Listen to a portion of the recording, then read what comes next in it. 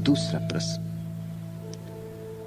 Transactional analysis के बारे में बोलते हुए आपने कहा कि अगर इस विधि के खोजने वालों को भगवान बुद्ध का मातरम पितरम हंतवा वाला सूत्र मिल जाए तो यह विधि अपूर्व रूप से उपयोगी हो जाए।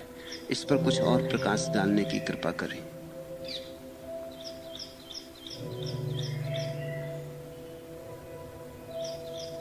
मनुष्य जब पैदा होता है तो कोरे कागज की तरह पैदा होता है। मनुष्य जब पैदा होता है तो शुद्ध निर्मलता की तरह पैदा होता है। मनुष्य जब पैदा होता तो पूर्ण स्वतंत्रता की तरह पैदा होता है। बेशर्त, उस पर कोई सीमा नहीं होती, कोई मर्यादा नहीं होती, अमर्याद, असीम। मनुष्य जब पैदा होता तो आत्मा की तरह पैदा होता है। फिर समाज, परिवार, पिता, माता, शिक्षक, स्कूल, कॉलेज, विश्वविद्यालय सब मिलके इस आत्मा के आसपास मन की एक परत खड़ी करते, मन की एक दीवार बनाते। ध्यान रखना, मन समाज द्वारा निर्मित होता है। आत्मा तुम्हारी है, शरीर प्रकृति का है और मन समाज का है। मन बिल्कुल उधार और बासी चीज है। शरीर भी सुंदर है क्योंकि प्रकृति का सौंदर्य है उसमें, झरनों की कलकल है तुम्हारे खून में, मिट्टी की सुगंध है तुम्हारी देह में। जैसे आकाश के तारे हैं ऐसी ऊर्जा है तुम्हारे प्राण में। तुम्हारा शरीर निसर्ग से आया, वो प्राकृतिक, वो प्रकृति है। तुम्हारी आत्मा परमात्मा से आई। दोनों सुंदर हैं, दोनों अपूर्व रूप से सुंदर हैं। दोनों के बीच में एक दीवार है मन की। मन समाज द्वारा निर्मित है। मन तुम्हारे शरीर को भी दबाता है और तुम्हारी प्रकृति को धीरे धीरे विकृति बना देता है। मन तुम्हारी आत्मा को भी दबाता है, घेरता है और कारागृह में बंद कर देता है। मन के दो काम है, शरीर की प्रकृति को नियंत्रित कर लेना और आत्मा की अबाध स्वतंत्रता को कारागृह में डाल देना। सारे धर्म का इतना ही सूत्र है, मन से कैसे मुक्त हो जाएं। जो समाज ने किया है धर्म उसे नकारता है। बुद्ध पुरुषों का इतना ही उपयोग है, सद्गुरु के पास होने का इतना ही प्रयोजन है कि जो समाज ने तुम्हारे साथ कर दिया है सद्गुरु उसे धीरे धीरे हटाता है, तुम्हें सहयोग देता है कि तुम हटा दो। समाज ने जो दीवार तुम्हारे तरफ चुन दी है मन की, विचारों की, उसकी एक एक ईंट खिसका देता है। जिस दिन मन विसर्जित हो जाता है उसी दिन समाधि लग जाती। जिस दिन शरीर नैसर्गिक और आत्मा स्वतंत्र, इन दोनों के मध्य समाधि का स्वर उठता है। ये जो चीन की दीवार है मन, ये दोनों को अलग किए। अमन समाधि का सूत्र है, नो माइंड, उन्मन, मन से मुक्त हो जाना ध्यान का अर्थ है। तो सारे धर्म की आधारशिला एक ही है कि समाज ने जो किया है उसे कैसे किया जा सके। तुम फिर से कैसे उस जगह पहुंच जाओ जहां तुम पैदा हुए थे। तुम्हारी आंखें फिर कैसे उसी तरह निर्धूम और निर्धूल हो जाएं जैसे जब तुमने पहली दफा मां के पेट से जन्मे थे और आंख खोली थी, उस क्षण थी, कोई पर्दा ना था। तुम्हारे कान फिर कैसे वैसे ही खुल जाएं जैसे पहली दफा जब तुमने ध्वनि सुनी थी तब थे। तुम्हारा स्पर्श कैसे फिर उतना ही संवेदनशील हो जाए जैसा पहले दिन था जब तुम जन्मे थे। तुम फिर कैसे उसी तरह मुक्त सांस लेने लगो जैसी तुमने पहली सांस ली थी। तुम फिर कैसे वैसे ही हंसो कुंवारे, तुम फिर कैसे वैसे ही रो कुंवारे। कैसे तुम कुंवारे हो जाओ, कैसे समाज ने तुम पर जो जो थोपा है वो फिर से हटा लिया जाए। समाज के इस आरोपण में माता पिता ने बहुत बड़ा हाथ बटाया क्योंकि वे ही तुम्हारा पहला समाज थे। फिर तुम्हारे भाई बहन थे, फिर तुम्हारे पड़ोसी थे, फिर स्कूल था, फिर कॉलेज था, फिर यूनिवर्सिटी थी, फिर ये सारा विस्तार था, परत दर परत। जैसे कि प्याज होती, एक परत के ऊपर दूसरी परत जमती चली गई। अब तो तुम खो ही गए हो भीड़ भड़क्के में। अब तो तुम्हें पता ही नहीं चलता कि तुम कौन हो। अब तो तुम्हें पूछना पड़ता है कि मैं कौन हूं। वर्षों चेष्टा करोगे कि मैं कौन हूं, तब कहीं तुम्हें उत्तर आएगा, क्योंकि जहां से उत्तर आ सकता है उसमें और तुम्हारे बीच इतना अंतराल हो गया, और इतनी दीवारें और इतने पर्दे और इतनी अड़चनें, इतनी बाधाएं हो गई। धर्म का अर्थ है इन बाधाओं को कैसे हटाएं। इसका यह अर्थ नहीं होता है कि हम बच्चे को इस तरह पाल सकते हैं कि उस पर कोई पर्दे ही न पड़े। यह असंभव है। समझना ऐसे। मेरी बात सुन के बहुत बार ऐसा लग जाता है तो फिर हम बच्चों को कोई संस्कार क्यों दें? संस्कार देने से बचा नहीं जा सकता, संस्कार देने ही पड़ेंगे। अनिवार्य बुराई, नेसेसरी इविल। आखिर बच्चा आग की तरफ जा रहा होगा तो रोकना ही पड़ेगा कि मत जाओ, संस्कार मिलेगा। अंधेरी रात में बच्चा बाहर जाना चाहेगा तो मां को कहना पड़ेगा कि मत जाओ, खतरा है। भय पैदा होगा, निर्भय पर सीमा बन जाएगी भय की। जहर घर में रखा होगा तो दूर रखना पड़ेगा, बच्चे के हाथ तक ना पहुंच जाए। हाथ पहुंच जाए तो झटके से छीन लेना होगा। बच्चा अपने को नुकसान पहुंचा सकता है, दूसरे को नुकसान पहुंचा सकता है। ये सारी बातें रुकावट डालनी होंगी। बच्चे को संस्कार देने होंगे, बच्चे को अनुशासन देना होगा। हर कहीं खड़े होकर मलमूत्र विसर्जन करे तो रोकना होगा। समय पर ठीक स्थान पर मलमूत्र विसर्जन करे, इसकी शिक्षा देनी होगी। टॉयलेट ट्रेनिंग देनी होगी। समय पर भोजन मांगे, दिन भर भोजन न करता रहे। हर घड़ी, हर कहीं, हर कोई काम ना करने लगे। एक विवेक देना होगा। इससे बचा नहीं जा सकता, ये करना ही होगा। कम ज्यादा, ऐसा वैसा, लेकिन ये होगा ही। ये अनिवार्य है। और धर्म जो कहता है वह भी बात महत्वपूर्ण है। जब ये सारी की सारी व्यवस्था निर्मित हो जाएगी तो एक दिन इसे तोड़ना भी इतना ही जरूरी है। फिर तोड़ा जा सकता है। जिसके भीतर अनुशासन आ गया उसे अनुशासन से मुक्त किया जा सकता है। इस बात को समझना, इसके विरोधाभास को समझना। वस्तुतः उसे ही अनुशासन से मुक्त किया जा सकता है जिसके भीतर अनुशासन आ गया। जब तक नहीं आया है तब तक तो मुक्त नहीं किया जा सकता। जिसके भीतर समझ आ गई उसे फिर संस्कार से मुक्त किया जा सकता है। इसलिए हमने इस देश में सन्यासी को सारे संस्कारों से मुक्त की बात नहीं मानी। हमारा हाथ पकड़ती, चलाती। यह हाथ सदा नहीं पकड़े रहना है। एक दिन पकड़ना पड़ता है, एक दिन छोड़ना भी पड़ता है। अगर मां बहुत दया में इस हाथ को पकड़े ही रहे तो दुश्मन है। जब बच्चा चलना सीख जाए तो जैसे एक दिन मां ने दया करके बच्चे का हाथ पकड़ा था, ऐसे ही दया करके हाथ हटा भी लेना होगा। नहीं तो ये बच्चा जवान हो जाएगा और मां इसका हाथ पकड़े फिरेगी। ये कभी प्रौढ़ ही ना हो पाएगा। बहुत सी माताएं ऐसा करती, बहुत से पिता ऐसा करते। उनके बच्चे मुर्दा रह जाते। गोबर गणेश। सहारा दो, पर सहारा जरूरत से ज्यादा मत दे देना। सहारा देना इसीलिए कि किसी दिन व्यक्ति बेसहारा खड़ा हो सके, अपने पैर पे खड़ा हो सके। नियम देना ताकि नियम से मुक्त हो सके। संयम देना ताकि संयम से मुक्त हो सके। सब समझा देना, जब उसकी सब समझ साफ हो जाए तो उससे कहना आप समझ भी छोड़ दे, अब तो मुक्त हो सकता है। ये दूसरी बात नहीं हो पाती। पहली बात हो जाती है, दूसरी अटक जाती। ट्रांजैक्शनल एनालिसिस का इतना ही अर्थ है कि ये दूसरी बात हो जाए।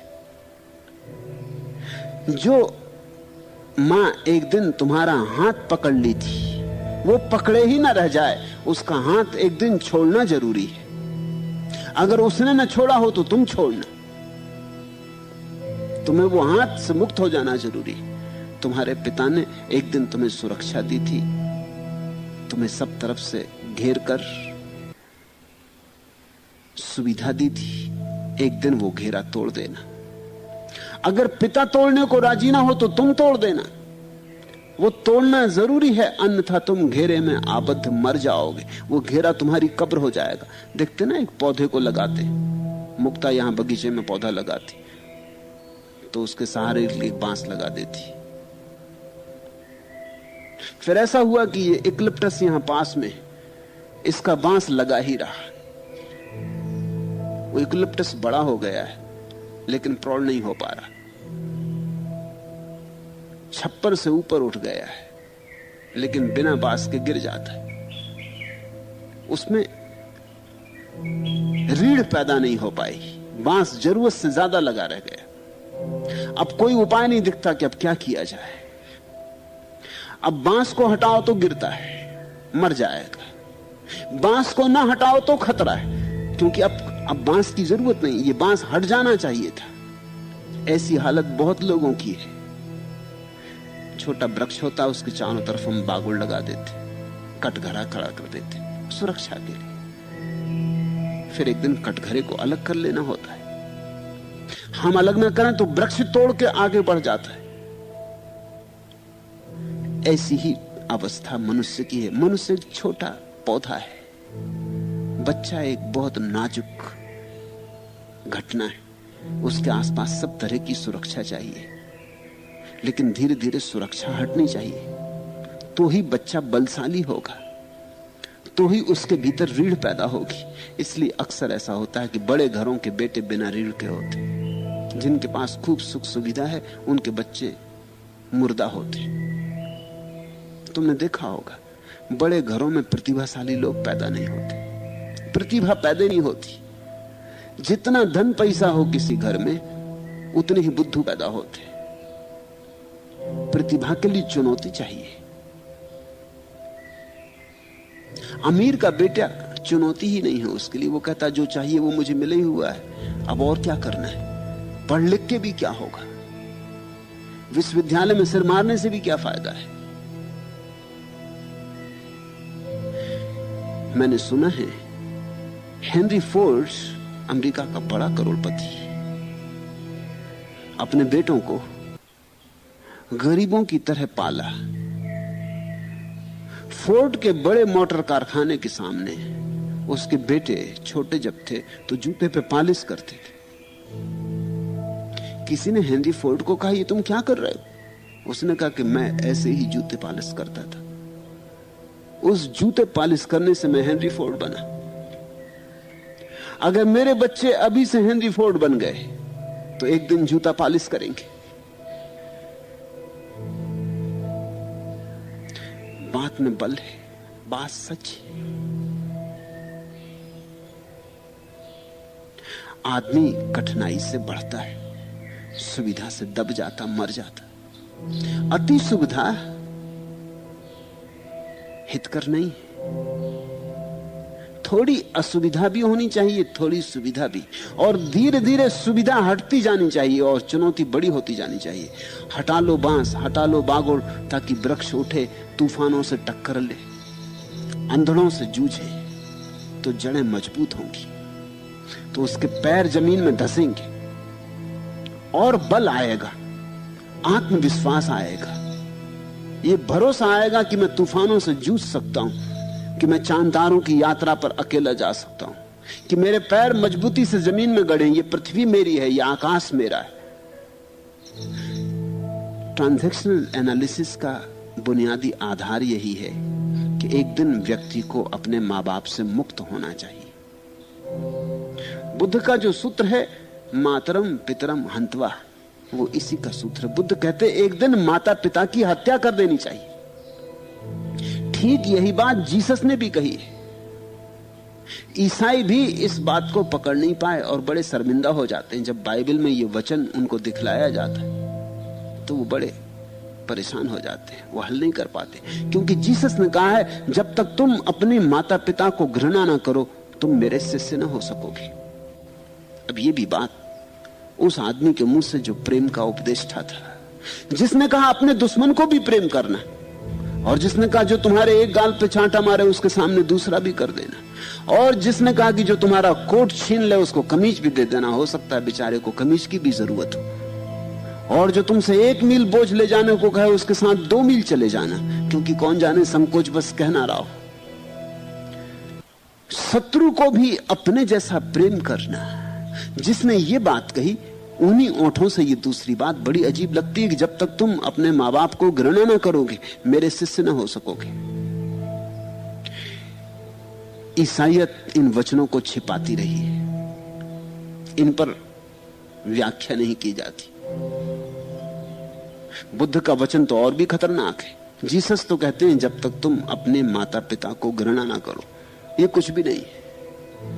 मेरी अपनी समझ यही है कि बुद्ध का सूत्र ही है जो जीसस के कानों में पड़ गया था, लेकिन जीसस ने इसमें बदलाहट की होगी, क्योंकि जिनसे वो बात कर रहे थे वो तो ये भी नहीं समझ पा रहे थे। हत्या की बात सुन के तो वो बिल्कुल ही पागल हो जाते कि तुम कह क्या रहे हो। बुद्ध ने कहा मां बाप की हत्या ना करे जो, वो भिक्षु ना हो सकेगा। ये तो और भी कठिन बात होगी। और बुद्ध के मुंह से, महाकरुणावान बुद्ध से ज्यादा करुणा से भरा कोई व्यक्ति नहीं हुआ। हिंसा की बात कह रहे हैं, हत्या कर दो मां बाप की। समझ लेना, बाहर के मां बाप से इसका प्रयोजन नहीं है। तुम्हारे भीतर जो संस्कारित होकर मां बाप बैठ गए उनकी हत्या कर दो। तुम्हारे भीतर जो मां बाप की आवाज बहुत गहरे में प्रविष्ट हो गई है, जो तुम्हें अब भी मुक्त नहीं होने देती, जो संस्कार तुम्हारे भीतर बहुत जंजीर की तरह बंधा पड़ा है, उसे तोड़ दो। ऐसा रोज तुम्हें अनुभव होगा अगर तुम थोड़ा समझपूर्वक जियोगे, थोड़े ध्यानपूर्वक जियोगे, थोड़ी स्मृति को जगाओगे, तो तुम घड़ी घड़ी पाओगे। मेरे एक मित्र हिंदी के बड़े कवि, कोई 50 साल तो उम्र है, पत्नी है, बच्चे हैं, लड़की की शादी हो गई, उसके बच्चे हैं। एक दफा मेरे साथ सफर किए, उनकी पत्नी ने मुझसे कहा कि सफर में आपको इनकी कई खूबियां पता चली। मैंने कहा मेरे पुराने परिचित। उन्होंने कहा इससे कुछ नहीं होता, सफर में पता चलेंगी। और सफर में पता चली। डॉक्टर के बेटे हैं वो, पिता तो चल बसे। पिता कुछ झक्की किस्म के थे, डॉक्टर थे और झक्की, सो दोहरी बीमारियां। झक्की ऐसे थे कि हर चीज में शक होता था कि कहीं कोई इन्फेक्शन ना लग जाए, ये ना हो जाए, वो ना हो जाए। वही झक इनको भी है, वो मुझे पता भी नहीं था। जब ट्रेन में चाय आई तो उन्होंने कहा कि नहीं मैं नहीं पीऊंगा। मैंने कहा क्या बात है? कहा नहीं नहीं, फिर भी मुझे बताएं तो। उन्होंने कहा नहीं मुझे पीने नहीं, मुझे अभी इच्छा नहीं। चलो मैंने कहा कोई बात नहीं। भोजन का वक्त हो गया, भोजन आया तो कहने मुझे भोजन भी नहीं करना। तो मैंने कहा हुआ क्या तुम्हारे भूख को? उन्होंने कहा नहीं कोई बात नहीं। पर मैंने कहा कि कोई तकलीफ हो रही है, पेट में कुछ अड़चन है, क्या बात है? उन्होंने कहा आप बार बार जिद करेंगे और 24 घंटे साथ रहना। बात यह है कि मैं कहीं की चाय नहीं पी सकता और कहीं का भोजन नहीं कर सकता। ये 24 घंटे मैं तो उपवास करूंगा। मैंने कहा क्यों? उन्होंने कहा आप ज्यादा न छेड़े। बात यह है कि मुझे इन्फेक्शन का डर। कहीं डर आया कहां से? उन्होंने कहा कि मेरे पिता चल बसे, मगर पिता जो संस्कार दे गए हैं वो बैठा है। जब बुद्ध कहते हैं माता पिता की हत्या कर दो, तो बुद्ध ये कह रहे हैं कि भीतर जो संस्कार है इसकी हत्या कर दो।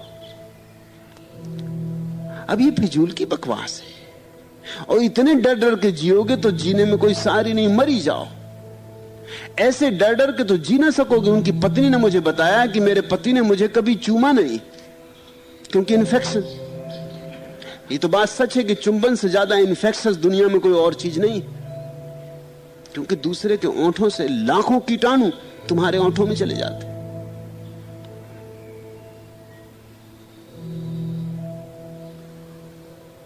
अब ये पति तो तभी चूम सकते हैं अपनी पत्नी को जब उसके ओंठ वगैरह सब स्टेरिलाइज किए जाएं,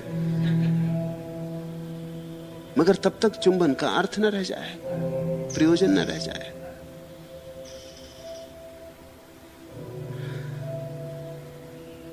ये तो भय सीमा से आगे बढ़ गया, ये पागलपन आ गया। तुम जरा अपने भीतर खोजना, शायद इतनी अतिशयोक्ति ना हो, लेकिन तुम यही पाओगे। जब तुम अपने बेटे से बात कर रहे हो तब जरा गौर करना, तुम उसी ढंग से बात कर रहे हो जिस तरह तुम्हारे पिता तुमसे बात करते थे। ये बड़े मजे की बात है। तो तुम बढ़े जरा भी नहीं, तुम वही दोहरा रहे, तुम ग्रामोफोन के रिकॉर्ड हो।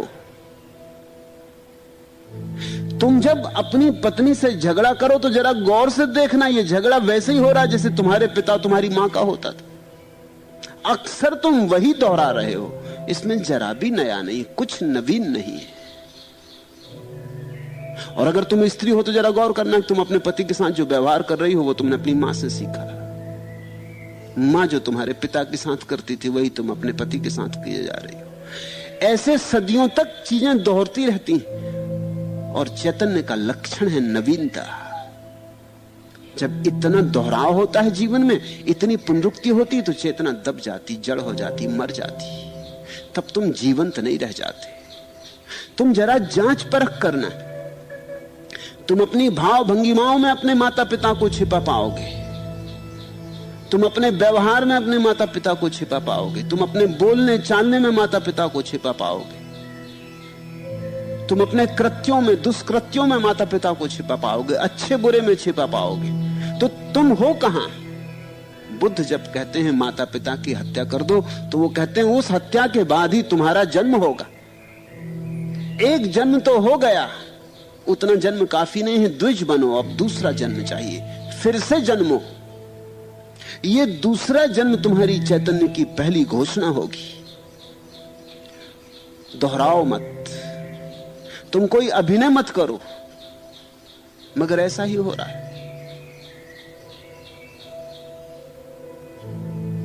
मैं लोगों को देखता हूं, मेरे पास कभी कोई आ जाता है, वो कहता है कि मेरे पिता का ऐसा दुर्व्यवहार है कि मेरी मां ऐसी दुष्ट है। तो इस मां तो यहां मौजूद नहीं है, पिता यहां मौजूद नहीं है। मैं इसी आदमी का निरीक्षण करता रहता कुछ दिन तक, और अक्सर इस आदमी में ही प्रमाण मिल जाते हैं कि इसकी बात सच है या नहीं। इसको ही देख के इसके मां बाप की सारी कथा धीरे धीरे लिखी जा सकती है। इसके ही व्यवहार में इसके मां बाप को पकड़ा जा सकता है।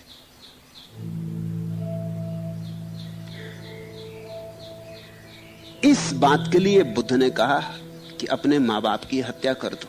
अपने संस्कार जो एक दिन जरूरी थे अब तोड़ डालो, बागुड़ हटा दो, बांस गिरा दो, अब सहारे की जरूरत नहीं है, बैसाखियां फेंक दो, अब अपने पैर पर खड़े हो जाओ, आत्मवान बनो। ये आत्मवान बनने का सूत्र ही ट्रांजैक्शनल एनालिसिस का सूत्र भी है। स्वयं बनो, स्वत्व की घोषणा करो, उधार उधार बासे बासे ना रहो। तुम निरीक्षण करोगे तो तुम बहुत चौंकोगे। 99% तुम उधार हो, और सबसे ज्यादा उधारी मां बाप के प्रति है, स्वाभाविक। और ध्यान रखना, इसका यह मतलब भी नहीं है कि बुद्ध ये कह रहे हैं मां बाप गलत थे, ये तो बुद्ध कह ही नहीं रहे। मां बाप तुम्हारे कितने ही अच्छे रहे हो, इससे कोई संबंध नहीं। अक्सर तो ऐसा होता है, बुरे मां बाप से छूटना कठिन नहीं होता, अच्छे मां बाप से ही छूटना कठिन होता है। अच्छे मां बाप की जकड़ गहरी होती है, क्योंकि अच्छे से कैसे छूटो, सोने की जंजीर होती है, उसे छोड़ो कैसे, तोड़ो कैसे। बुरे मां बाप से तो छुटकारा हो जाता है। अच्छे माँ बाप से मुश्किल होता है। अच्छे से लगाव बनता है, मोह बनता है, इतने प्यारे माँ बाप। बुद्ध ये नहीं कह रहे हैं कि तुम्हारे माँ बाप गलत हैं। बुद्ध का वक्तव्य माँ बाप से कुछ भी संबंधित नहीं। माँ बाप कैसे थे इस संबंध में बुद्ध के वक्तव्य में कोई बात नहीं कही गई, ना अच्छा ना बुरा। बुद्ध सिर्फ इतना ही कह रहे हैं कि प्रत्येक व्यक्ति को एक दिन अपने माँ बाप से मुक्त होने की क्षमता जुटानी चाहिए। जिस दिन ये क्षमता तुम्हारी पूरी हो जाती कि तुम माँ बाप से पूरी तरह मुक्त हो गए, उस दिन तुम व्यक्ति बने, उस दिन तुम आत्मवान हुए। उस दिन अगर तुम्हारे माँ बाप को थोड़ी भी समझ है तो वे आनंदित होंगे और उत्सव मनाएंगे। तुम्हारा असली जन्म हुआ, तुम्हारा पहली दफा जन्म दिन आया। तुम्हारे माँ बाप फूल लगाएंगे, दिए जलाएंगे। अगर उनमें समझ है तो भोज देंगे, मित्रों को बुलाएंगे कि आज मेरा बेटा सत्व को उपलब्ध हुआ। आज ये हमारी पुनरुक्ति नहीं है, आज इसके अपने जीवन की यात्रा शुरू होती। इन वक्तव्यों में माता पिता से कुछ भी प्रयोजन नहीं है। इन वक्तव्यों में सिर्फ इतना ही प्रयोजन है जैसे एक आदमी सीढ़ी चढ़ता है, बिना सीढ़ी चढ़े ऊपर की छत पर पहुंच नहीं सकता। फिर अगर सीढ़ी को ही पकड़ के रुक जाए रास्ते में तो भी छत तक नहीं पहुंच सकता। सीढ़ी पर चढ़ना भी होता है, फिर एक दिन सीढ़ी छोड़ भी देनी होती। और स्वभावतः माँ बाप का संस्करण सबसे गहरा होता है, क्योंकि वे हमारे सबसे ज्यादा करीब होते। पहली शिक्षा उन्हीं से मिलती। अब तुम इसे जरा समझो कि किस तरह हम जकड़े हुए। पहली दफा बच्चा पैदा होता, बच्चे का जो पहला संसर्ग है जगत से, संसार से, वो मां के स्तन से होता है। पहला संसर्ग, पहला संसार मां का स्तन है। और तुम देखना, ऐसा पुरुष खोजना मुश्किल है जो स्त्री के स्तनों से मुक्त हो। जब तक तुम स्त्री के स्तनों से मुक्त नहीं हो तब तक तुम अभी बचकाने ही हो। अभी तुम पहले दिन के बच्चे ही हो जो मां के स्तन पर निर्भर था। सदियां बीत गईं, लोग मूर्तियां बनाते तो स्तन महत्वपूर्ण, चित्र बनाते तो स्तन महत्वपूर्ण, फिल्म बनाते तो स्तन महत्वपूर्ण,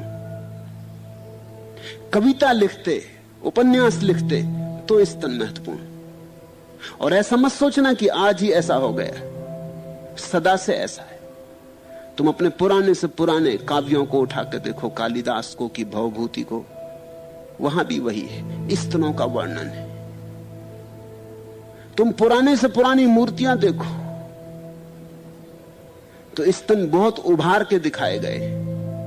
इतने बड़े स्तन होते भी नहीं जितने मूर्तियों में दिखाए गए। खजुराहो जाके देखो,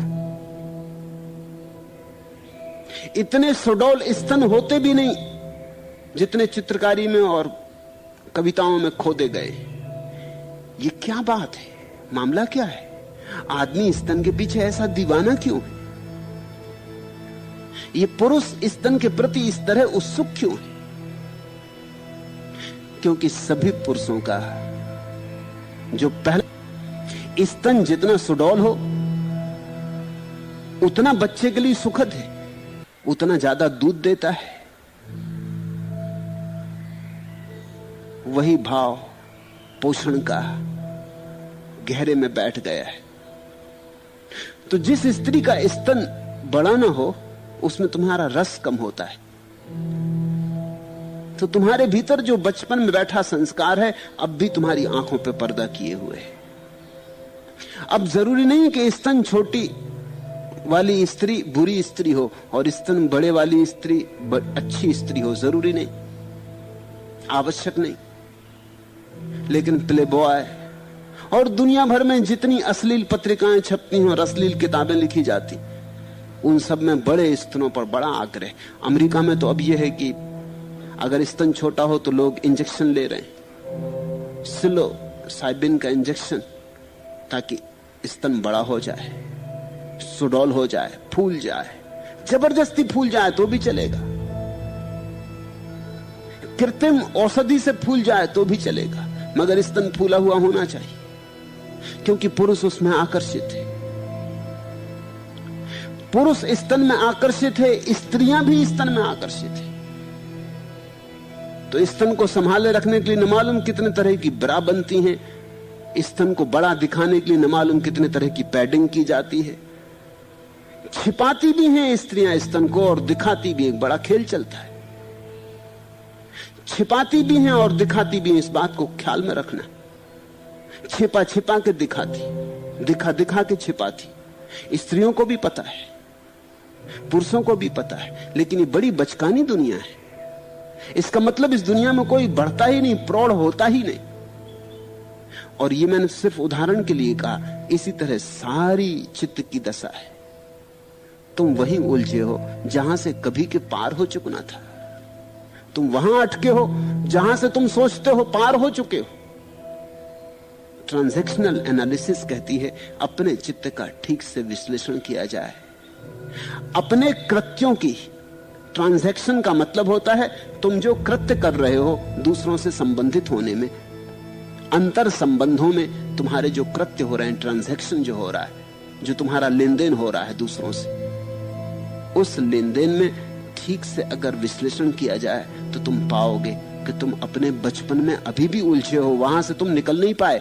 शरीर बड़ा हो गया है, तुम्हारी चेतना विकसित नहीं हो पाई, तुम्हारी आत्मा छोटी रह गई है। इस छोटी आत्मा को मुक्त करना है, इसे कारागृह के बाहर लाना है। इसको कारागृह के बाहर लाने का उपाय है मातरम पितरम हंतवा। तुम माता पिता के हंता हो जाओ। इसलिए बुद्ध ने कहा अपने भिक्षुओं को कि देखते हो इस भिक्षु को, ये महाभाग्यशाली है, ये अपने माता पिता की हत्या करके परम सुख को उपलब्ध हो गया है। जिस दिन तुम माता पिता से मुक्त हुए, तुम संसार से मुक्त हुए। माता पिता तुम्हारे संसार का द्वार है, उन्हीं के कारण तुम संसार में आए हो, उन्हीं के सहारे संसार में आए हो। जिस दिन उनसे मुक्त हो गए उस दिन तुमने निर्वाण के द्वार में प्रवेश कर लिया। ट्रांजैक्शनल एनालिसिस अभी प्रारंभिक है, बुद्ध का सूत्र अंतिम है, आखिरी।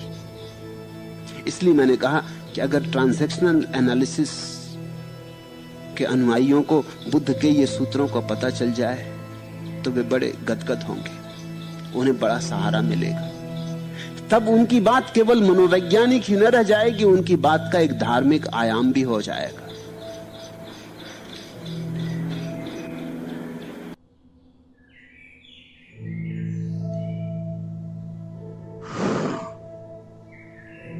नमस्कार, स्वागत है आपका इस एक और नई वीडियो के, इस एक और नए डीप डाइव सेक्शन में। पेरेंटिंग, बच्चों का पालन पोषण, किसी का माँ बाप बनना केवल ये नहीं होता कि हम उसको खाने को दे दें, पढ़ाई के लिए पैसे दे दें, पढ़ने के लिए सारे खर्चे उठा लें, उसकी कुछ जरूरतें पूरी कर दें। केवल ये पेरेंटिंग नहीं होती। ये बात सुनने में बहुत कड़वी लगती है, ये बात बोलने में ऐसी लगती है कि अरे तो भाई और क्या करा जा सकता था।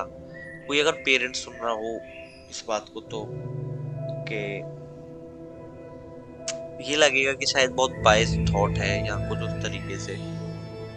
इसकी बात इसमें नहीं थी वीडियो में, लेकिन उसको मैं टॉपिक को थोड़ा आगे बढ़ाते हुए ये सारी बातें बोलने की कोशिश कर रहा हूँ। बाकी हम इस बात में और गहरी तरीके से चर्चा करने की कोशिश करेंगे, जितना मेरे को लगता है, मेरे को समझ में आता है, यहाँ जो मैंने पढ़ा है या जो मैं इस टॉपिक से समझ पाया हूँ, आपके साथ साझा करने की कोशिश करूंगा। उससे पहले हम बात करते हैं कि आप सब लोगों ने क्या हमारा इंस्टाग्राम और टेलीग्राम ज्वाइन कर लिया है। अगर नहीं करा है तो उसको जल्द से जल्द ज्वाइन करें। टेलीग्राम पर ऑडियो सेक्शंस भी शुरू होने वाला है और टेलीग्राम का भी कंटेंट शुरू हो जाएगा बहुत जल्दी। और इंस्टाग्राम पर हम short form content regularly post करते हैं, वहाँ पर भी आप हमारे साथ जुड़ सकते हैं, हमारी जर्नी का पार्ट बन सकते हैं। आपको पता होगा बहुत लंबे टाइम से हो गया आप शायद इन प्लेटफॉर्म्स पर, बहुत सारे, एक चैनल पिछला चला भी गया, थिंक योरसेल्फ, जो लोग नहीं जानते, शायद कुछ लोग तो बेसिकली जानते होंगे, जो लोग नहीं जानते थिंक योरसेल्फ करके था, इससे पुराना वाला चैनल हमारा, वो अब फाइनली चला। फाइनली तो बहुत टाइम से चला गया, लेकिन उसकी कोशिशें चल रही थी, लेकिन अब उसमें कुछ ऐसा सच हो नहीं सकता है। बस मन करा शेयर करने का तो कर दिया। टॉपिक पर आते हैं हम हमारे, तो जिन जिन लोगों ने वो ज्वाइन नहीं करा है वो ज्वाइन करें, हम लोगों के साथ जुड़े। और जब हम बात करते हैं हमारे इस पेरेंट्स के टॉपिक को लेकर, तो आई गेस बहुत ज्यादा एक पर्सनल कह लो, और एक वो वाली बात हो जाती है जो ओशो ने बात बोली, जो बुद्धा ने बात बोली, कि इतना ज्यादा अटैच नहीं होना चाहिए कि हम वही बन जाएं जिससे हमको एक टाइम पर बुरा लगता था। वो कोट होती है ना कि now when I realise I have become the things which I hated the most. क्यों? क्योंकि उन चीजों से नफरत करते हुए या उस चीजों को अच्छा ना मानते हुए हम उसके अपोज में जाने के लिए वही सब करते गए जो नहीं करना था, या जो उसके अपोज में जाने के लिए वही करते गए जो वही था। फॉर एग्जाम्पल, किसी ने आपको गाली दी, अगर हमने उसको लौट कर गाली दे दी, तो अगर आप एंड रिजल्ट सोचो तो उसने गाली दी, आपने गाली दी। आप ये समझो, तो गाली तो दोनों ने दे दी, फिर फर्क क्या रहा? वो वाली बात। तो चाहे आपको गाली पसंद हो ना पसंद हो, आपने गाली दे दी, और अगर आप इसको रियलाइज करोगे तो आप सोचोगे कि यार मैंने भी तो दे दी ना। बहुत एक डीप टॉपिक है इसका, मतलब मैं एक खाली फेरी वर्ल्ड लेकर नहीं चलूंगा, कोशिश करूंगा जितना ज्यादा प्रैक्टिकल और ट्रांजैक्शनल और क्रिटिकल होने की। शुरू करते हैं हम अपना डीपर डाइव सेक्शन। इसमें हम वही अपने 3-4 पार्ट्स रहेंगे। पहला my POV with other teachers, other philosophy teachings के साथ हम बात करेंगे। फिर हम बात करेंगे मॉडर्न रिसर्चेस किस तरीके से हुई हैं, क्या साइकोलॉजिकल या कुछ स्टडीज हैं जो ओशो और बुद्धा जैसी बातों को भी तर्क देती हैं, या ये केवल एक फिलोसॉफिकल टॉपिक है, इसके बारे में हम जानने की कोशिश करेंगे। अंत में हम वीडियो को एंड करेंगे अपने फाइनल मैसेज के सेक्शन के साथ। तो चलिए शुरू करते हैं हम बिना किसी देरी के। तो हम शुरुआत करते हैं अपने other philosophy section with POV से। सबसे पहले हम इसमें बात करेंगे गौतम बुद्ध की, जिसके बारे में खुद ओशो ने इसमें चर्चा करी है। गौतम बुद्ध का कहना कुछ अलग नहीं था, और इनफैक्ट जिस सूत्र की ओशो ने बात करी है इसमें गौतम बुद्ध ने ही कहा था कि अपने माँ बाप की हत्या कर दो। और ये कोई हत्या यानी यहाँ जो शब्द यूज करा गया है उसका मतलब किसी फिजिकल वर्ल्ड से है नहीं, आप इसको समझते होंगे। इसका मतलब है पेरेंट्स से प्रेम रखो पर अटैचमेंट नहीं। बुद्धा ने कहा है पेरेंट्स भी सफरिंग की साइकिल में है, अगर उनसे चिपक जाओगे उनकी एक्सपेक्टेशन में बंध जाओ। बुद्धा के अनुसार पेरेंट्स का काम केवल बच्चे को इंडिपेंडेंट अवेयरनेस सिखाना और अपनी अधूरी इच्छाओं का एक्सटेंशन बनाना नहीं है, और ये हम सब देखते हैं। अगर हम डीपली अपने आप को एनालाइज करें तो हम क्या वो कर रहे हैं जो हमको हमारे इंडिपेंडेंट अवेयरनेस में हमको सिखाया है या हमने जो सीखा है, या वो कर रहे हैं जो हमारे माँ बाप ने हमको समझाया है, या उनकी जो इच्छाएं हैं जो शायद कभी पूरी नहीं हो पाई थी। हम बहुत सारे सेलेब देख लो, आप बहुत सारे लोगों को देख लो। एक युवराज सिंह का एक बहुत क्लासिक एग्जांपल है अबाउट दिस थिंग। उन्होंने अपने इंटरव्यूज में बहुत बार अपने पिता के बारे में बोलते हुए कहा कि अगर मैंने वो कराया जो उनका अधूरा सपना था, लेकिन मैं कुछ और भी करना चाहता था और कर सकता था। आफ्टर आप सब लोग अगर क्रिकेट को फॉलो करते हो तो इतना बड़ा नाम होने के बाद भी ये मन में एक थॉट आना कि मैं कुछ और कर सकता था। अब आप इसको ये बोलो कि अरे ये तो अच्छी बात है, चलो उसके पापा को हम सही बोलेंगे क्योंकि युवराज सिंह जैसा क्रिकेटर इंडिया के लिए खेला, तो आप अपने पर्सपेक्टिव से देख रहे हो कि अरे हमें देखने को मिला, ये कर रहा है, ये फलाना ढिमकाना। आप युवराज सिंह से पर्सपेक्टिव से सोचो, अगर वो आज भी ये बात बोल रहा है तो कितनी एक मन में रही होगी, हमेशा एक कसक चली होगी।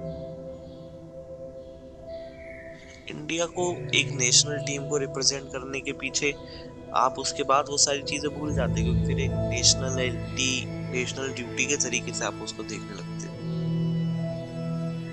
लेकिन बात यही है कि जब तक हम उनसे अटैच रहेंगे और उनका एक्सटेंशन बनने की कोशिश करेंगे, हम अपने आप को नहीं पा सकेंगे। इसमें एक ध्यान देने वाली बात है कि जैसा स्पीच में ही बोला कि बुद्धा ने ये नहीं बोला कभी कि माँ बाप सही या गलत। बुद्धा ने कभी पेरेंट्स को डिसरिस्पेक्ट नहीं किया, पर ये क्लियर कहा, सच का रास्ता पेरेंट्स से भी ऊपर हो सकता है।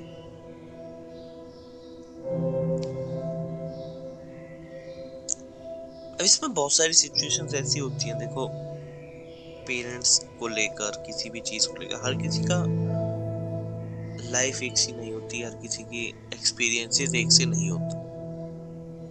मैंने बहुत से ऐसे लोगों से बात करी है, पढ़ा है, जहाँ आप देखो बचपन के ट्रॉमास हो जाते हैं बिकॉज ऑफ बैड पेरेंटिंग, या पेरेंट्स के बीच में कुछ आपसी तनाव थे उसकी वजह से, या किसी एक को कुछ एंगर इश्यूज, या बहुत सारे अलग अलग इश्यूज, स्मोकिंग वगैरह, ड्रिंकिंग वगैरह, उससे एक बच्चे के ऊपर बचपन में बहुत ज्यादा नेगेटिव इफेक्ट कह लो कि ये लाइफ टाइम ट्रॉमा मिल सकता है।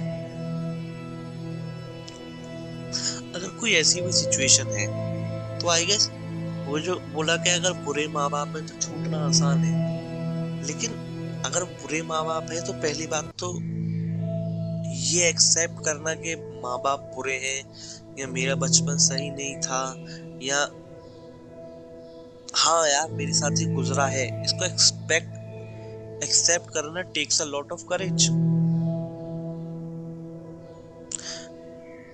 लेकिन शुरुआत यहीं से होगी, जब हम ये मानेंगे पहले कि नहीं था नॉर्मल, घर में चप्पलें जब चल रही थी तो नहीं था नॉर्मल, जब मेरे को फालतू की बातों पर डांटा पीटा जा रहा था वो नहीं था नॉर्मल।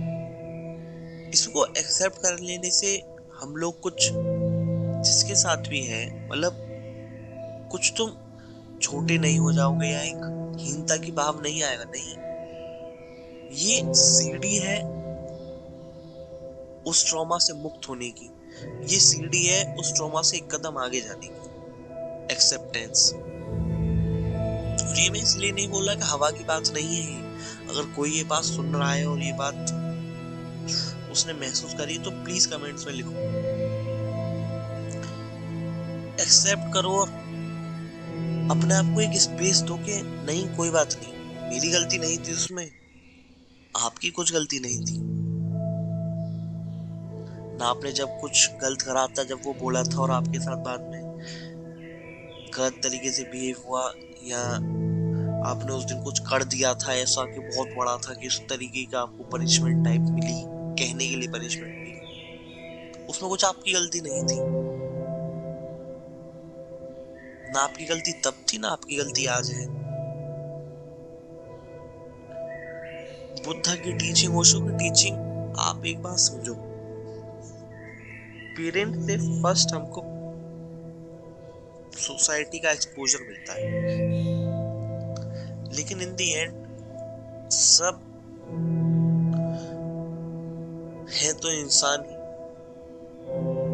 चाहे पेरेंट्स हो, भाई हो, बहन हो, कोई रिश्तेदार हो, या आपका कोई रिश्तेदार ना हो, बेसिक तौर पर तो है इंसान। बुद्धा की टीचिंग, ओशो की टीचिंग हमको यही ले जाती है कि सब इंसान ही है। पेरेंट पेरेंट बोलकर उनकी गलत चीजों को जस्टिफाई करना या उनकी हाँ में हाँ मिलाने से कुछ नहीं होगा। दरअसल ये सोसाइटी ऐसी हो गई है कि यहाँ आज्ञाकारी के अंदर एक वर्ड, आज्ञाकारी का असलियत में मतलब होता है, आप समझो, आज्ञाकारी के ब्रैकेट में लिखा जाएगा जो सवाल ना पूछे, वो तो बहुत अच्छा है, और अगर आप रिबेलियस हो आपको नहीं समझ में आता कि मैं मुझसे ये क्यों बोला है करने को, आप सवाल पूछना चाहते हो, तो आप नालायक हो, आपको तमीज नहीं है। लेकिन मैं नहीं समझता ये किसी भी तौर पर सही है। अगर आप सवाल नहीं पूछोगे, अगर वो क्यूरियोसिटी खत्म कर दोगे, तो कैसे अपने आप को जान पाओगे? तो इसलिए उनसे प्यार करो, वो वाली चीज अलग है, लेकिन इतना वो मत हो जाओ उन पर डिपेंडेंट टाइप के उनके आगे पीछे तुम्हारी दुनिया चलने दो। समझ रहे हो? फिर हम बात करते हैं अपने दूसरे फिलोसोफर कृष्णमूर्ति की। कृष्णमूर्ति ने कहा है, parents love you but that love is mixed with fear, ambition and society. मतलब पेरेंट्स तुमसे प्यार करते हैं, लेकिन उस प्यार के साथ एक्सपेक्टेशंस, कंपैरिजन, इनसिक्योरिटी भी ट्रांसफर हो जाती है। पेरेंट्स अननोइंगली बच्चे को ये सिखाते हैं, सक्सेसफुल बनो, लोग क्या कहेंगे ये मत करो, सेफ रहो, रिस्क मत लो। इस रिजल्ट क्या निकलता है? अ फ्री माइंड कभी नहीं बन सकता, एक प्रोग्राम्ड माइंड, एक सोसाइटी के लिए चलने फिरने वाला माइंड।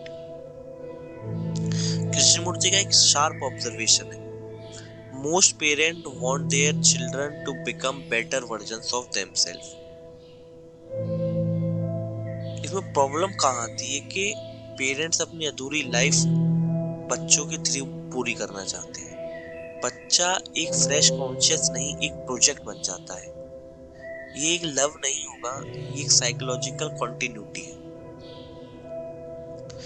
कृष्णमूर्ति पेरेंट्स के रेस्पेक्ट के अगेंस्ट नहीं थे, पर अथॉरिटी के अगेंस्ट थे। वो कहते हैं, जब पेरेंट्स ट्रुथ का सोर्स बन जाए, जब वही सच और झूठ का मतलब बन जाए, तो इंटेलिजेंस खत्म हो जाती है। माँ बाप ने बोला है अगर रीजन बन गया, तो थिंकिंग खत्म। ट्रू रिस्पेक्ट तब है जब तुम सुनते हो पर खुद ऑब्जर्व भी करते हो। सुनो सबकी, करो मन की वाली बात। कृष्णमूर्ति ने बहुत बोला है पेरेंट्स के रिस्पेक्ट में। उन्होंने ये भी बोला है कि your parents are also victims of the same system. ये सेम बात ओशो ने भी बोली है शिव सूत्र में से पहली दूसरी शिव सूत्र की जो वीडियोस हैं 2-3, उसमें अगर आप जाके सुनो, ये बात बोली है कि कुछ नया नहीं घट रहा है। जो तुम्हारे पिता ने तुम सारे साथ कर रहे हो, जो तुम्हारे पिता तुम्हारे साथ कर रहा है कि ये करेगा वो करेगा, ऐसे जियो वैसे जियो, तुम अपने बेटे के साथ करोगे, तुम्हारा बेटा उसके बेटे के साथ करेगा। तो एक ही साइकिल है जो चलती चली जा रही है। ये कंडीशनिंग जब से शुरू हुई है, जब से बस ट्रांसफर ही होती जा रही है। तुम्हारे माँ बाप तुमको एक सर्टेन वे ऑफ कॉन्डम में चाहते हैं कि तुम रहो, उनके माँ बाप उनको चाहते थे वो वैसे रहे, उनके उनको चाहते थे। एक बस चल रहा है। तो किसी को तो सोचना पड़ेगा।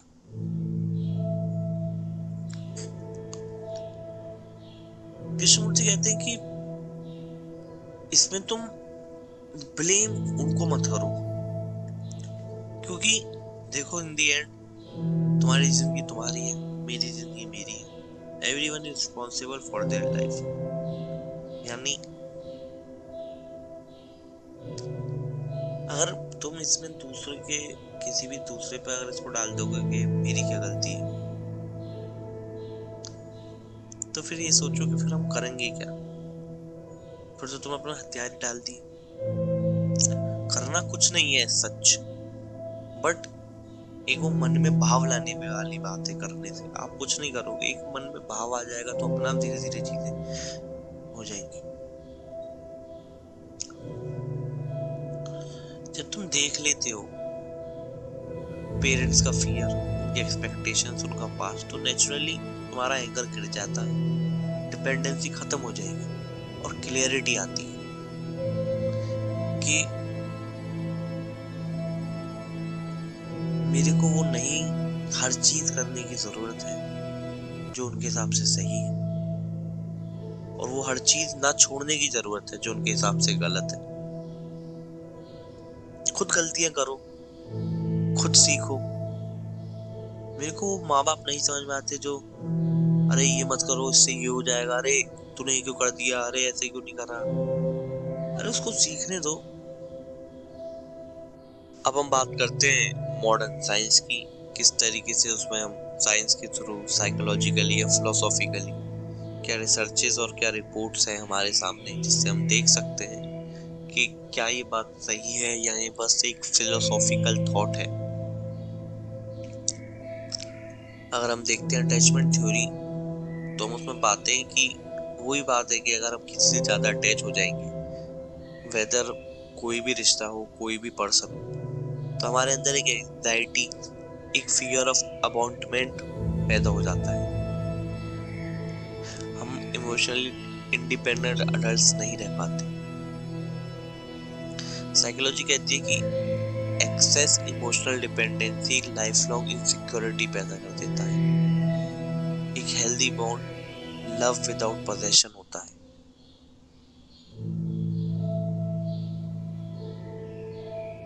वही एक और रिपोर्ट और वो पढ़ने की कोशिश करें तो देखते हैं हम, स्टैनली मिलीग्राम की एक थी psychological conditioning and authority obedience.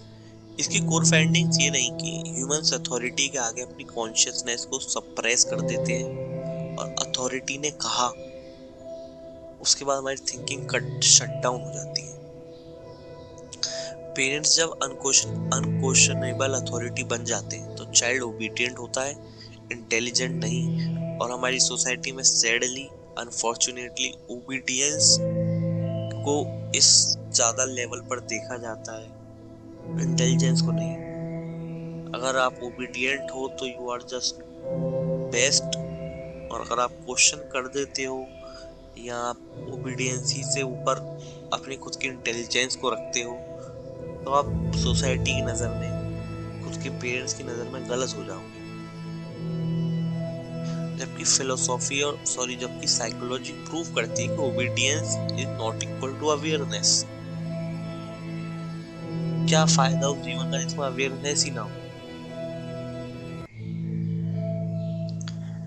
एक डेसी एंड रयान की सेल्फ डिटर्मिनेशन थ्योरी एसडीटी की भी थी।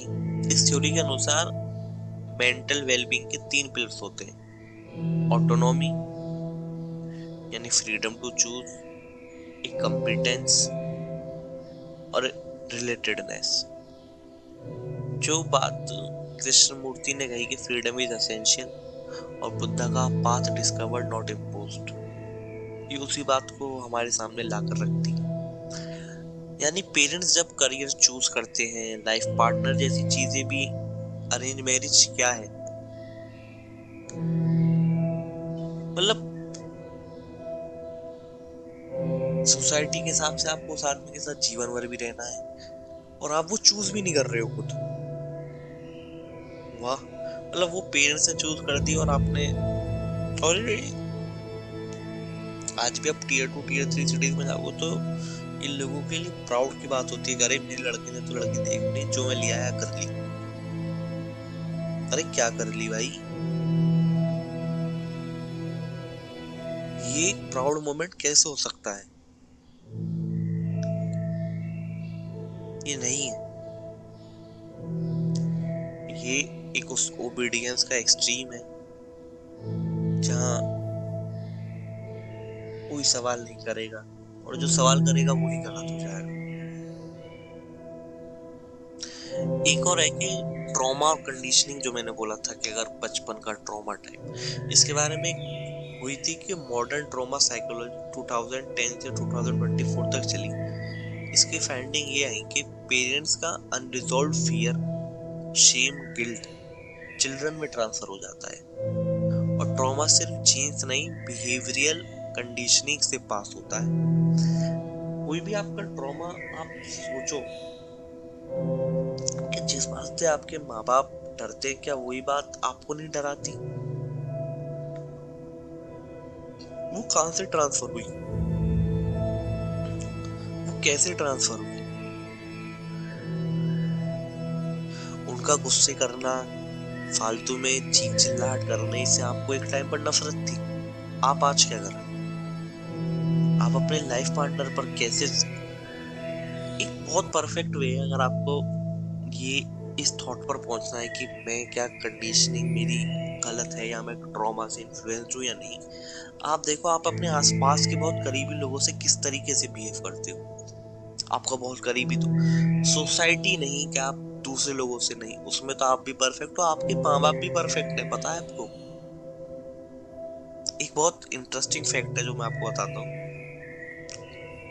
ये रिसर्चेज में ही है, ये साइकोलॉजी में नार्सिसिस्ट पर्सनैलिटीज की एक सबसे बड़ी खूबियत ये होती है कि वो सोसाइटी यानी अपने नॉट सो करीबी लोगों के सामने अगर किसी से फर्स्ट टाइम इंप्रेशन करेंगे, कुछ भी करेंगे, तो उनका इंप्रेशन इतना ज्यादा ओवरवेलमिंग होगा कि वो नहीं सोच पाएगा सामने वाला, अगर वो इतना डीप नहीं सोचता या इतना नॉर्मली अगर देख रहा है सिचुएशन को, बात कर रहा है, तो नहीं समझ पाएगा कि ये अपने खुद की पर्सनल लाइफ में इतना ज्यादा ट्रबल क्रिएट कर सकता है आदमी। प्लीजिंग पर्सनैलिटी समझ आती है लोगों को, जितनी ज्यादा बाहर के लिए प्लीजिंग उतनी ही ज्यादा घर के लिए ट्रॉमेटाइज्ड, बीवी के लिए, बच्चों के लिए उतनी ज्यादा खतरनाक। क्यों? क्योंकि वहां वो सप्रेस करता है अपने आप को। वहां किसी ने कुछ कहा, किसी ने कुछ बोला, वो सप्रेस करेगा। क्यों? क्योंकि सोसाइटी में अच्छा बनना है, तो वो सब निकलेगा क्या, जब तक सप्रेस करोगे, इमोशंस को समझोगे नहीं, वो कहीं तो बाहर निकलेंगे। और ये तो नियम है, ताकतवर हमेशा अपने से कमजोर को दबाएगा।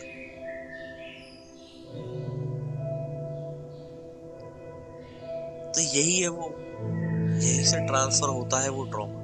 तो यही बात तुम अपने अंदर देखो, क्या तुम भी वही तो नहीं कर रहे हो कि अपने माँ बाप के सामने तो तुम कुछ नहीं बोलते हो, और अपने करीबी तुम्हारी गर्लफ्रेंड हो, तुम्हारा वाइफ हो या तुम्हारा बॉयफ्रेंड हो, मतलब गर्ल्स के पर्सपेक्टिव में, तो क्या तुम वो नहीं कर रही हो, वो नहीं कर रहे जिसको तुमसे नफरत थी कि तुम्हारे मम्मी या पापा तुमसे करते थे या तुम्हारे साथ करते थे, या एक दूसरे को डांटना उस तरीके से बिहेव करना करते थे।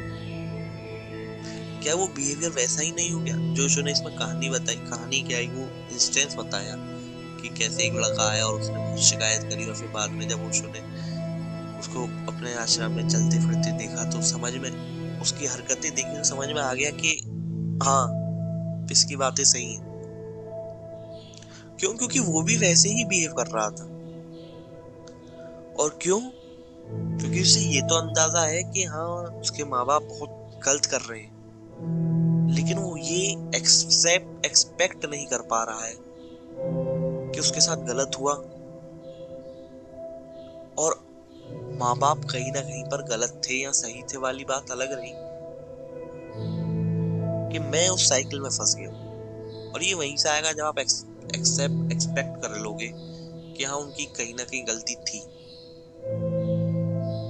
पेरेंट्स बनना केवल पैदा करना, खिलाना पिलाना नहीं होता।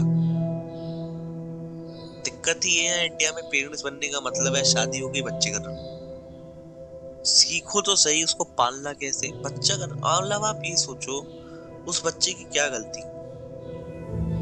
जो इस जीवन में आ रहा है,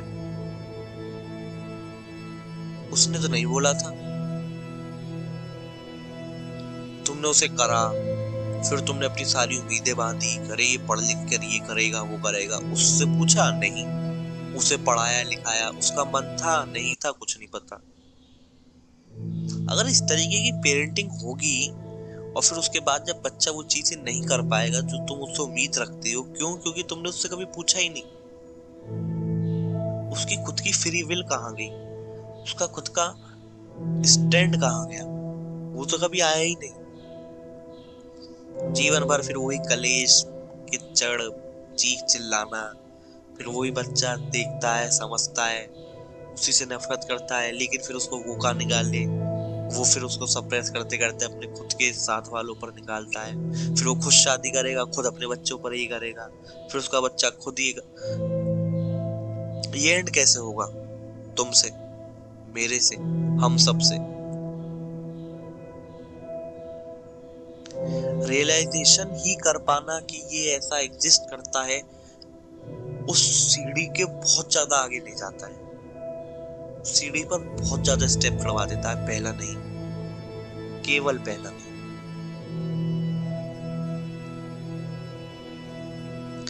एक रिसर्च हुई माइंडफुलनेस बेस्ड कॉग्निटिव थेरेपी, ये वाइडली यूज होती है मॉडर्न क्लिनिकल साइकोलॉजी में। इसकी फाइंडिंग्स है कि नॉन जजमेंटल अवेयरनेस रिड्यूस करती है एंजाइटी एंड डिप्रेशन को,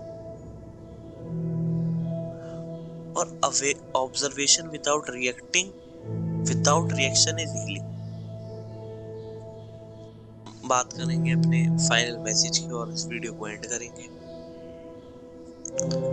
हम सोचते हैं हम अपनी लाइफ जी रहे हैं, लेकिन असल में हमें इमेज मेंटेन कर रहे होते हैं। Image of a good son, of a good daughter, of someone who doesn't disappoint, of someone who fits in the society. पर इमेज जीने से ज्यादा थका देती है। न्यूरोसाइंस बोलता है जब बचपन में हम बार बार एप्रिसिएशन या डिसअप्रूवल के थ्रू मोल्ड होते हैं तो ब्रेन एक सर्वाइवल पैटर्न बना लेता है, एक्सेप्टेबल बन जाओ, सेफ रहो, और फिर हम जिंदगी भर सेफ रह जाते हैं लेकिन अलाइव नहीं होते। ये जो एंजाइटी है ना, ये फ्यूचर का डर है, ये पास्ट का ईको है। स्पिरिचुअलिटी यहाँ एक डेंजरस बात बोलती है, तुम्हारा प्रॉब्लम तुम्हारी सिचुएशन है, तुम्हारा ऑब्जर्वर है। तुम जो महसूस कर रहे हो उसको कोई देख रहा है, वो कौन है? जब तक वो वॉचर किसी आइडेंटिटी से बना है तब तक चेंज पॉसिबल ही नहीं। इसलिए तुम जॉब चेंज करते हो, सिटी चेंज करते हो, रिलेशनशिप चेंज करते हो, लेकिन प्रेशर वहीं का वहीं रहता है, क्योंकि लोकेशन बदली लेकिन लेंस वही। मॉडर्न साइकोलॉजी ने एक साइलेंट चीज डिस्कवर की है, जब हम किसी इमोशन को एक्सप्लेन करने लगते हैं वो इमोशन स्ट्रांग हो जाता है। और स्पिरिचुअलिटी कहती है जब तुम कुछ समझने की जिद छोड़ देते हो तो क्लैरिटी अपने आप आ जाती है। समझना और देखना ये दोनों अलग अलग चीजें हैं। समझना एफर्ट मांगता है, देखना सिर्फ ऑनेस्टी। सोचो, अगर तुम्हें किसी को प्रूव ही ना करना हो तो तुम क्या करोगे?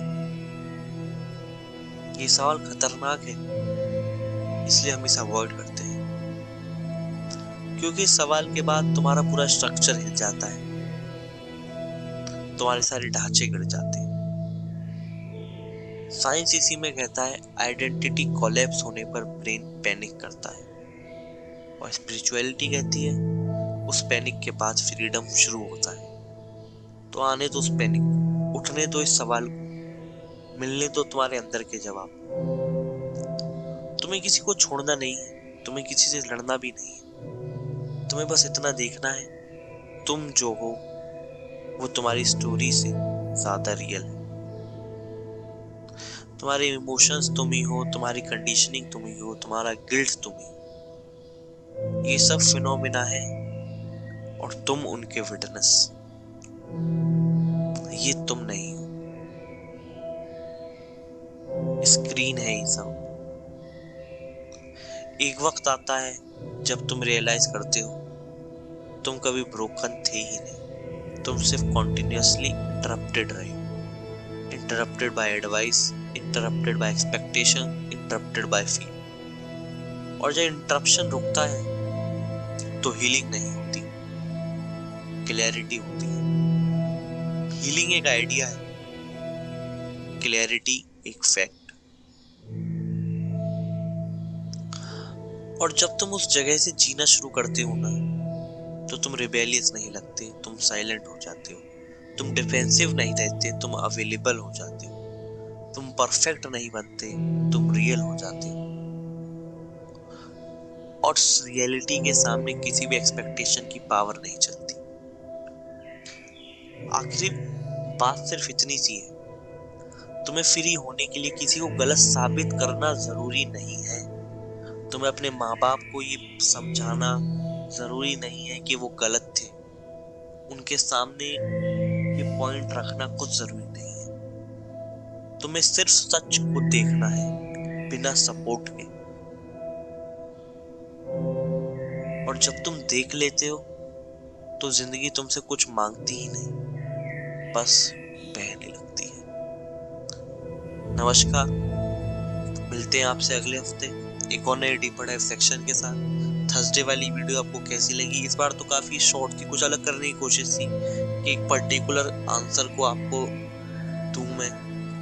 अब थर्सडे वाली वीडियो पर अगर किसी को ट्रस्ट इश्यूज हैं कि वो एआई से रिलेटेड ज्यादा लगती है, तो आप मेरी ये बात समझो, उसकी वॉइस आपको कैसी भी लगती सही, वो वॉइस एक ओरिजिनल स्पीच के आसपास ही है।